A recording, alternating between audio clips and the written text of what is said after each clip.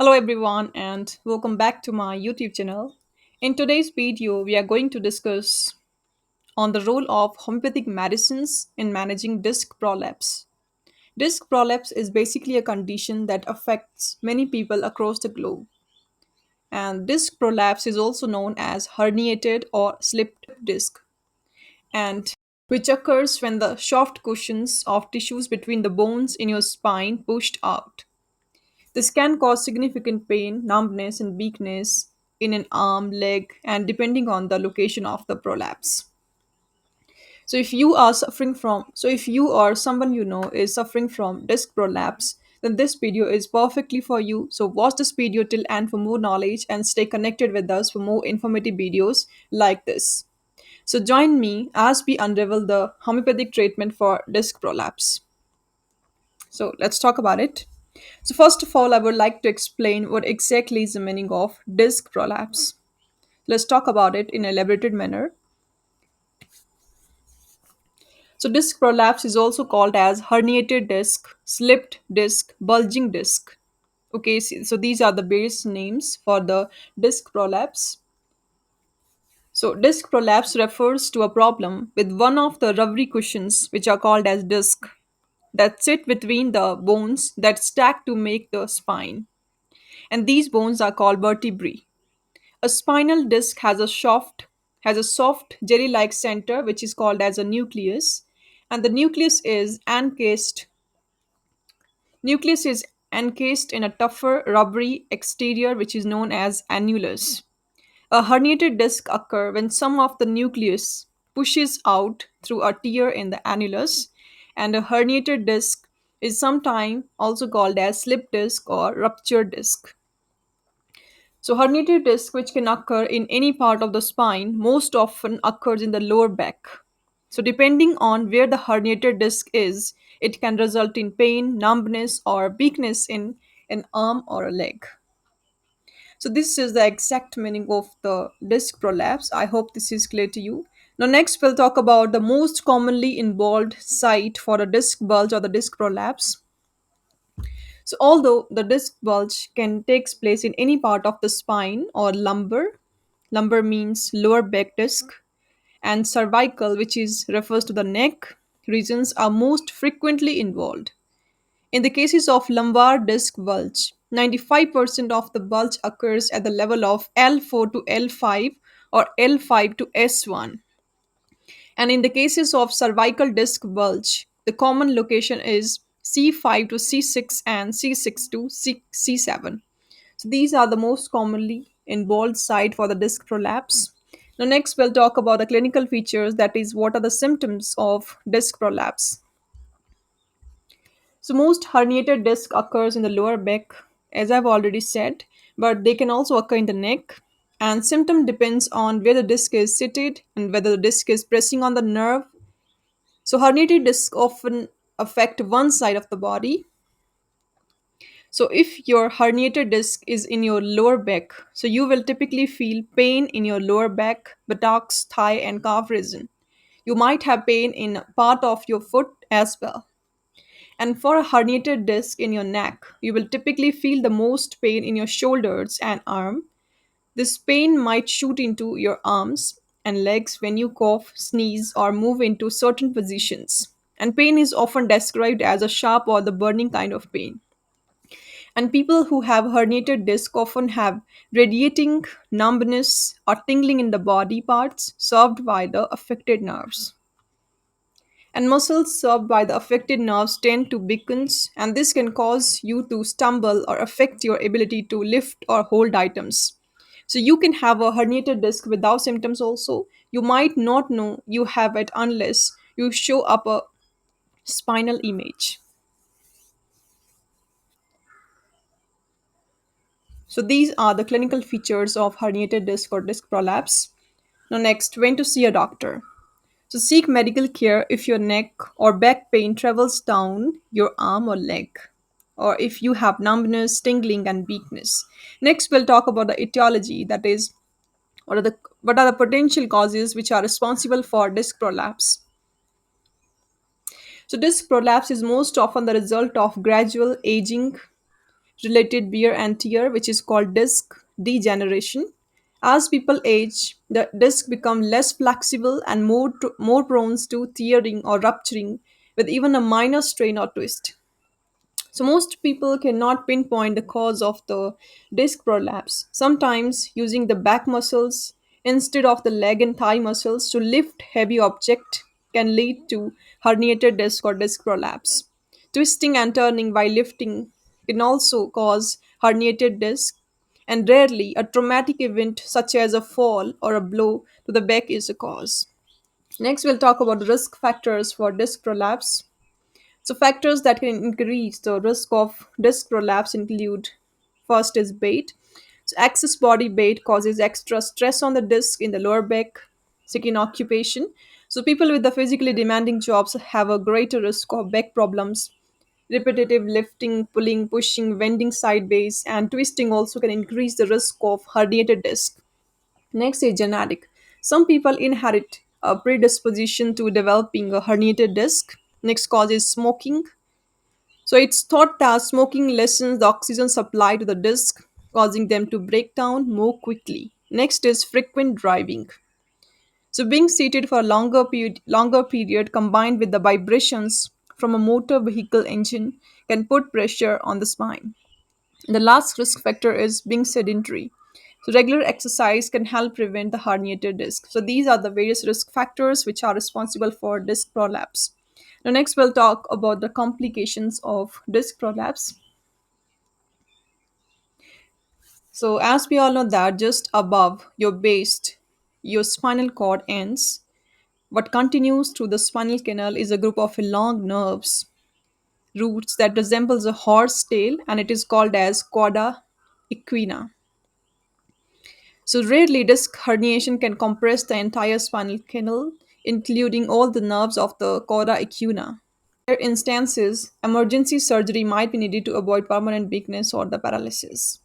Seek medical Seek emergency medical attention if you have worsening symptoms like pain, numbness, weakness, which can increase to the point that they hamper your daily activities. Next, bladder or the bowel dysfunctioning. Cauda equina syndrome can cause incontinence or the trouble urinating even with the full bladder. Next is a saddle anesthesia. This progressive loss of the sensation affect the area that would touch a saddle: the inner thighs, the back of the legs, and the area around the rectum. Now, next we'll talk about the diagnosis. Let's talk about the investigations to diagnose disc bulge or the disc prolapse. So, first test we have is MRI, that is magnetic resonance imaging. So, it is the most commonly used investigations to diagnose the cases of disc bulge or herniation. It will confirm disc bulge and its location in the suspected cases. Next test is X-ray. Though X-ray cannot detect disc prolapse, it may be recommended to rule out other causes of backache, like fractures, tumors, for example. Next is CT scan, that is computed tomography. So with the help of CT scan, X-rays will be taken from different directions of the spine and the structures around it. And last test is myelogram. So CT scan is done after injecting a dye in the spinal fluid. This will detect the pressure on the nerves from the disc prolapse. So these are the various investigations that one can perform in order to diagnose disc prolapse or disc bulge. Now next we'll talk about the treatment. So what is the ultimate treatment for disc prolapse? So yes, we are talking about the homeopathic treatment. So let's talk about the homeopathic medicines for the treatment of disc prolapse. So, homeopathy offers excellent treatment for the cases of disc bulge. Homeopathic medicines for the disc bulge help to manage the symptoms effectively. Symptoms such as back, neck pain, sciatica, numbness, tingling in the limbs get relieved wonderfully. Though the already prolapsed disc cannot be brought back to the original, and homeopathic medicines surely help in halting further degeneration of the disc.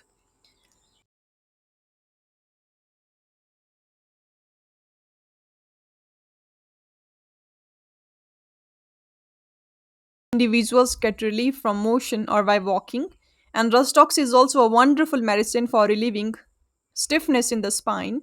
The stiffness get much worse after a period of rest and get better by walking.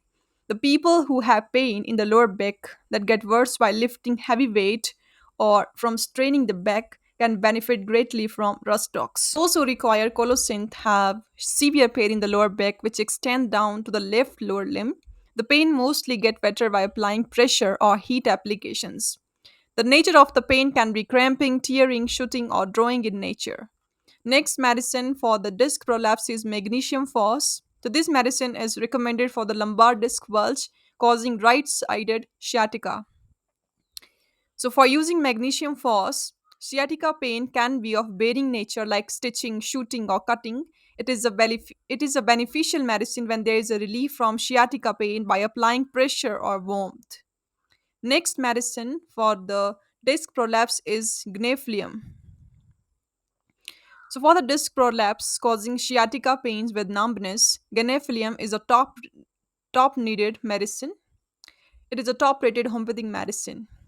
So it is prescribed when the dominant complaint is of a severe sciatica pain along with a feeling of numbness. Folding thighs toward the abdomen gives some relief, and it is a remedy that is very beneficial for degenerative disc disease presenting itself with the sciatic nerve leading to pain and numbness. Now, next medicine for the disc prolapse is Brinia alba. So, this medicine is recommended for the lower back pain that get better by resting. So, such person experience worsening in the pain in the back from a slightest movement or walking. Stiffness and rigidity. Stiffness and rigidity also accompanies, and there is a pain in the back. The pain forces the patient to sit or walk in a bent posture. Such person have difficulty in holding an upright position.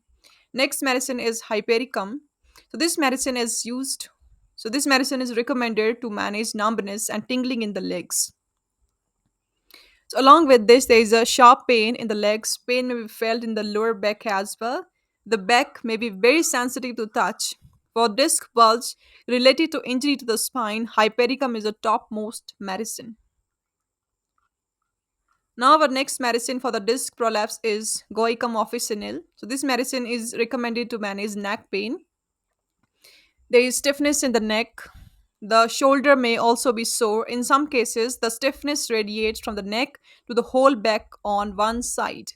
Next medicine is Paris quadrifolia. So, this medicine is recommended for the neck pain with numbness in the arms, hands, or the fingers.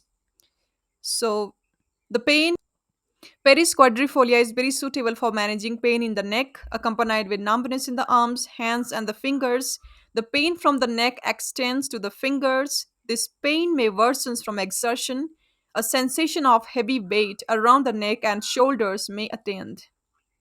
Next medicine is Calmia latifolia. So this medicine is recommended for the neck pain and numbness, tingling, and prickling sensation in the hands.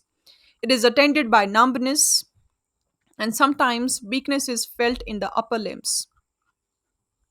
So, these are the various homeopathic medicines which can be used for the initial stages of disc prolapse or herniated disc or disc bulge. So, that's all. That's all. In conclusion, I want to say that homeopathy offers a variety of medicines that can be tailored to individual needs of a patient suffering from disc prolapse. So, by considering the specific symptoms, triggers, and overall constitution of the patient, homeopathic practitioners aim to provide not just symptom relief but also long term healing and prevention of the further episode. So, it's very important to remember that while homeopathy can be highly effective, it should be practiced under the guidance of a qualified homeopathic physician who can recommend the most appropriate medicine and the doses. Additionally, homeopathy can complement other forms of treatment such as physical therapy, choreopractice care to provide a comprehensive approach to managing disc prolapse.